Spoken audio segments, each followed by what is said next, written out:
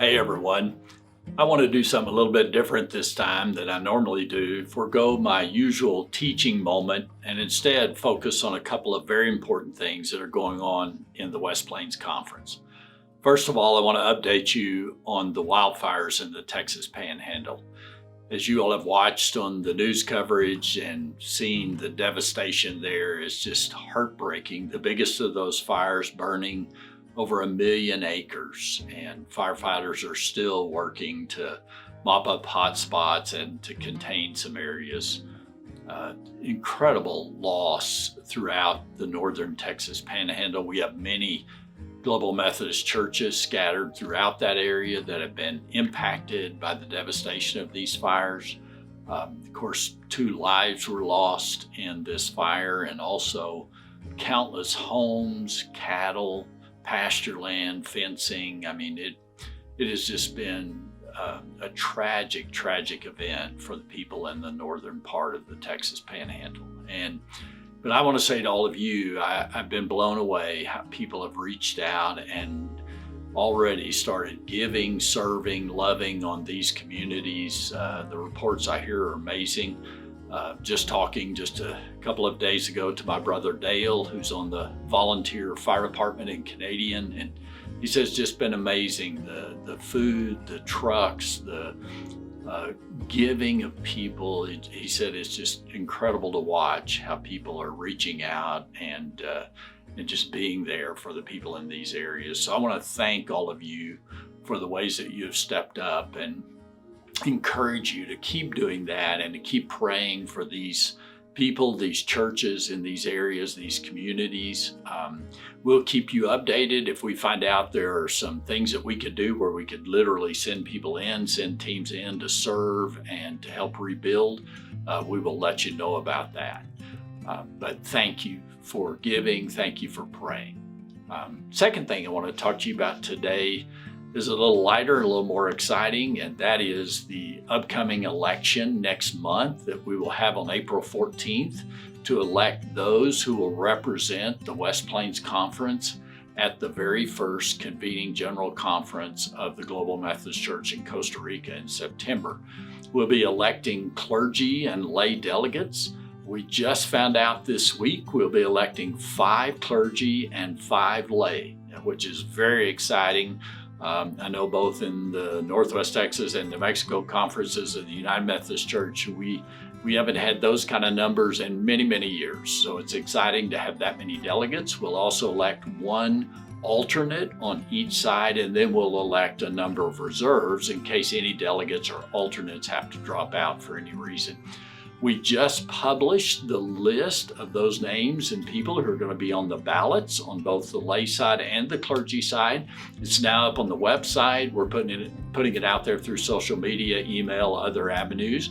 But you can go to the website now and check out. It's an amazing list of people on both sides. And kind of ironically, there are 17 lay delegates, potential delegates, and 17 potential clergy delegates. And so that's kind of unusual that it ended up with the exact same number. I want to encourage you to start looking over those lists and praying for that election next month, especially if you are a lay member at annual conference from your local church and are going to be voting, or if you're a clergy person going to be voting. We just really encourage you to start praying that we will step out and do something different this time in the way we elect people. What if this were not just a popularity contest, but really we are seeking the heart of God to know who He wants to represent this part of His church when we gather in September in Costa Rica. One of the core values of the GMC is that we're going to be a diverse people. And so as we think about electing these delegations, both on the lay and clergy side, I want to encourage us to, wouldn't it be awesome if we had both men and women in this delegation? Wouldn't it be awesome if the delegation was not all white and we had some people of color and minority representation and voices in this group? Also, Wouldn't it be awesome if this group were diverse in age, that we had both young, middle-aged, and older on this group? When you look at the website, look at those who've self-nominated, it gives their age grouping, where they fall, and we have people all across the spectrum on both the lay and clergy side. So I want to encourage us to really pray about that. But there are two other things I want us to think about in terms of diversity. One is geographical diversity. We have combined a massive area into one conference here, covering the Texas Panhandle, down into the Abilene area in Central Texas, across the Big Bend, all of New Mexico, a little bit of the Oklahoma Panhandle.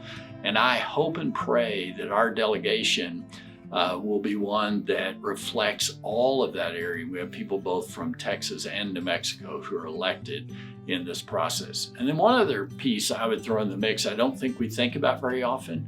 I hope our delegation is diverse in terms of church size, that we're not just electing people from the largest churches, but that we have representatives from large churches, medium-sized, small churches, because we need all those voices to be represented when we gather together to do the business in Costa Rica. So be praying about that. It's exciting. It's exciting that we get to elect this many people to represent us. And we'll be letting you know more about the online conference coming up and how the voting will happen and all the details about it. Hey, as we continue to walk and serve and make disciples of Jesus, I pray that we will remember those who've been affected by the fires all across the Panhandle. Keep them in our prayers, keep loving on them. And to those of you in that area who may be watching this, just know we are thinking about you every single day. God bless you.